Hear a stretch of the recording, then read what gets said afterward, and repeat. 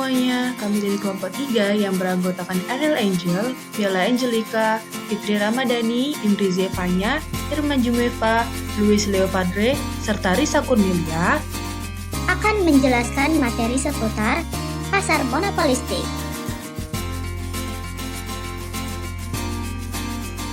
Mungkin kamu bertanya-tanya, apa sih pasar monopolistik itu? Pasar monopolistik didefinisikan sebagai bentuk organisasi yang di mana terdapat banyak penjual dari sebuah produk yang heterogen atau terdiferensiasi. Dapat juga disebut sebagai struktur pasar di mana banyak perusahaan menjual produk yang serupa tetapi tidak sama. Dari namanya, pasar monopolistik merupakan gabungan antara monopoli dan persaingan sempurna. Akan tetapi, kekuatan monopoli pada pasar monopolistik sangat terbatas, sebab banyak produk substitusi yang dekat. Pasar monopolistik berbeda dari pasar sempurna, karena setiap penjual menawarkan produk yang sedikit berbeda satu sama lainnya. Ciri-ciri pasar monopolistik. Pertama, terdapat banyak produsen dan penjual. Kedua, barangnya bersifat berbeda corak, atau differentiated product.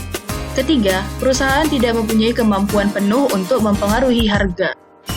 Keempat, perusahaan bebas untuk masuk atau keluar dalam pasar. Dan yang kelima, promosi iklan penjualan sangat aktif untuk bertahan dalam persaingan.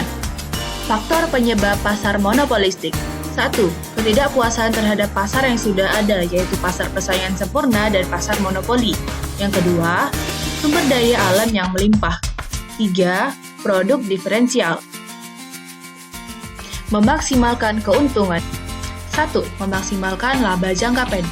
Keuntungan maksimal produsen atau sebuah perusahaan dapat dicapai jika produsen atau perusahaan tersebut terus-menerus berproduksi dan memproduksi barang hingga mencapai titik MC sama dengan MR atau biaya marginal sama dengan penerimaan marginal.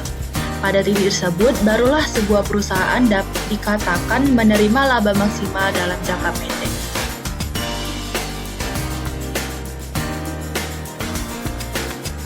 Dua, memaksimalkan laba jangka panjang. Semakin banyaknya produsen dan perusahaan baru yang masuk dalam sistem pasar monopolistik berakibat pada penurunan laba penghasilan turun sampai ke tingkat normal dan juga sebaliknya.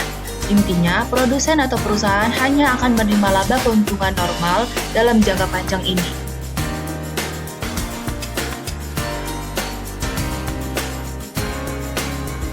Corak pasar monopolistik. 1. Pengoptimalan dan pembedaan produk. Perbedaan ini membuat konsumen mempunyai lebih banyak pilihan dan alternatif produk, dan perusahaan berlomba-lomba membuat produk yang benar-benar mempunyai ciri khususnya. 2. Improvisasi teknologi dan inovasi. Sistem pasar monopolistik cenderung sangat terbatas dalam melakukan improvisasi teknologi dan inovasi.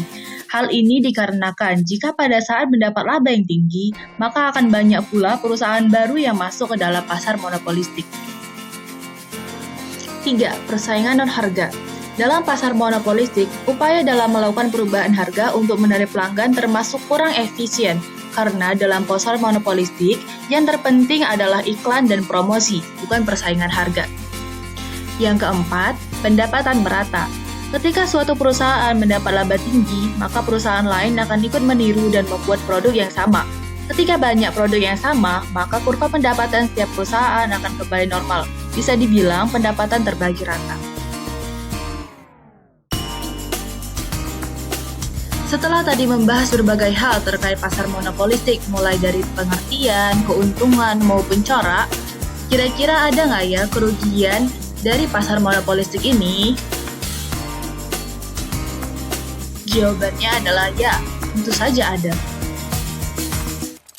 Kerugian pasar monopolistik. 1. Memerlukan modal yang besar.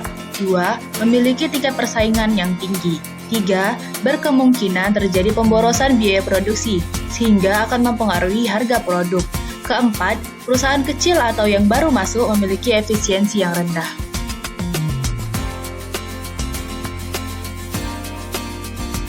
Sebagai contoh adalah Pepsi, Coca-Cola, Sprite, dan Fanta, yang semuanya merupakan minuman bersoda namun memiliki kekhususannya masing-masing.